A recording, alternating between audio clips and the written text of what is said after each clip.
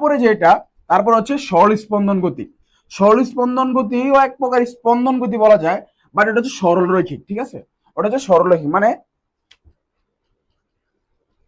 সরল স্পন্দন গতি মানে এটা হচ্ছে একটা সরল রেখার মধ্যে ঘটবে। ধরো এটা একটা সরল রেখা, ঠিক আছে। এর মধ্যে একটা বস্তু, আমরা চলমান বস্তু দিয়ে দিলাম, হ্যাঁ। ধরো এটা হচ্ছে এর মানে সাম্য অবস্থা, এর মধ্যে আমরা একটা চলমান বস্তু দিয়ে দিলাম, ঠিক আছে। তো যখন বস্তুরা যাওয়া আসা করবে, যখন বস্তুরা যাওয়া আসা করবে, তার সামনে পিছনে টানটা থাকে কি জন্য? বস্তুরা এখান থেকে এখানে গেল, ঠিক আছে। এখান থেকে এখানে যাওয়ার পরে তার পিছনের দিকে টানটা থাকে, কেন থাকে?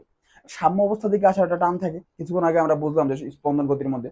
তো সাম্য অবস্থা দিকে আসা একটা টান থাকার কারণে ওই কি হয়, যে ওই সামনে পিছনে আসা যাওয়া করে। যখন বলটা সাম্য অবস্থার বলটা মানে নিচের দিকে গ্র্যাভিটি যখন সমান হয়ে যায়, তখন সেই সাম্য অবস্থানে কি হয়ে যায়, স্টিল হয়ে যায়, ঠিক আছে।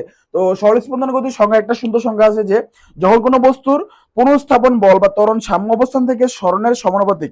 যখন কোনো বস্তুর পুনঃস্থাপন বল বা ত্বরণ, পুনঃস্থাপন বল বা ত্বরণ সাম্য অবস্থা থেকে সরণের সমানুপাতিক। এই কথাটা মানে কি বুঝো?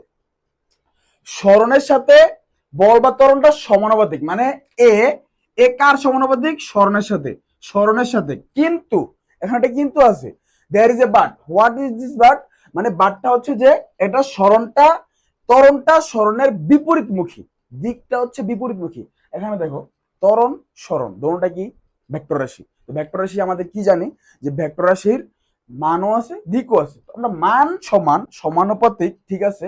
যে ত্বরণ যেদিকে মানে ত্বরণটা যত সরণটাও তত, ঠিক আছে। কিন্তু এখানে ভিন্নটা কি? দিক ভিন্ন। মানে তোমার মনে করো যে ওর সরণ হচ্ছে এদিকে, ত্বরণ কাজ করতেছে এর বিপরীত দিকে, ঠিক আছে। ত্বরণটা কাজ করতেছে এর বিপরীত দিকে, ঠিক আছে। তো এখানে মানে এখানে আমরা কি জানি, ত্বরণ সরণের সমানুপাতিক কিন্তু বিপরীতমুখী, এজন্য আমরা কি ইউজ করি? মাইনাস ইউজ করি, ঠিক আছে। তো এটা আমরা স্প্রিং দিয়ে অনেক ভালোভাবে এটা আমরা বুঝতে পারবো, হ্যাঁ।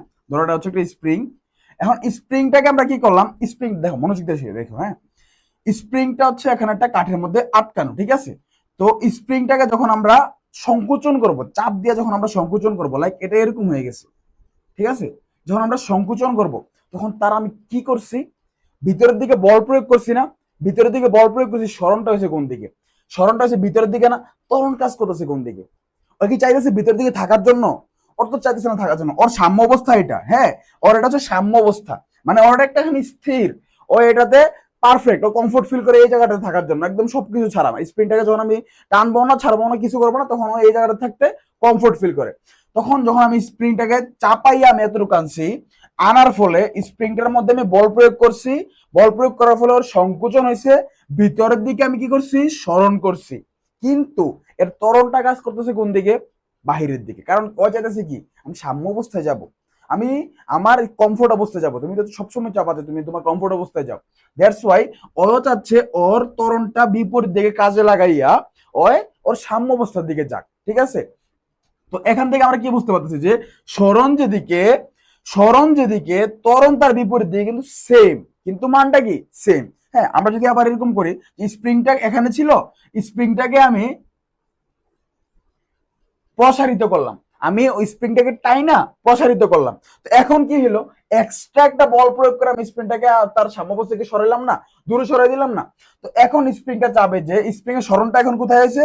স্প্রিং এর সরণ হয়েছে ওর বাহিরের দিকে, স্প্রিং এর সরণ এখন হয়েছে ওর বাহিরের দিকে। এখন স্প্রিংটা চাবে যে আমি কিভাবে আমার সাম্য অবস্থা দিকে আসি। সবসময় প্রত্যেকটা বস্তু চায় যে ওর সাম্য অবস্থা দিকে থাকার জন্য। তুমি যদি ওর বিচ্যুতি ঘটাও, কিছুটা বিচ্যুতি ঘটাও, ওই চাপে যে ওর সাম্য অবস্থা দিকে আসার জন্য, ঠিক আছে।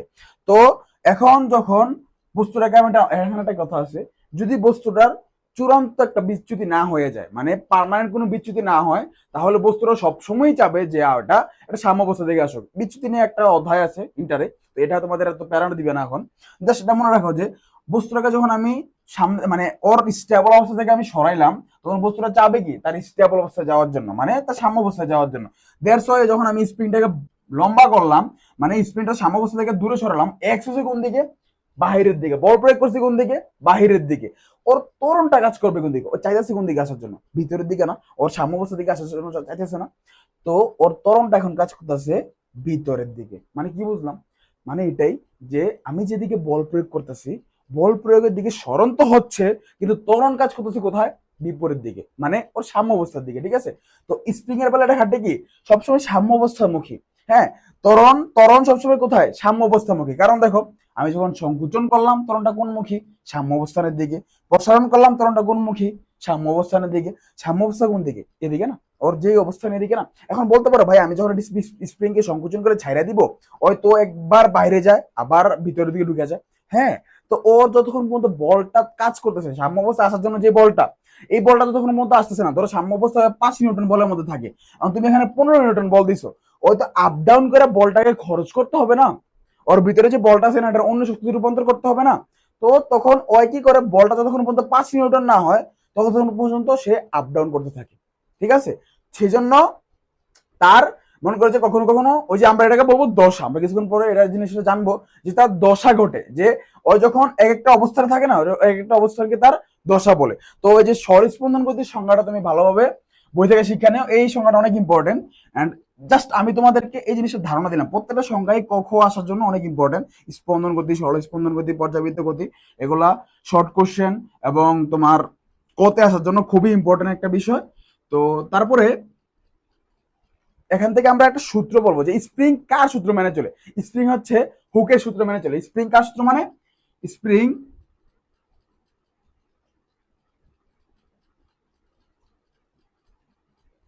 স্প্রিং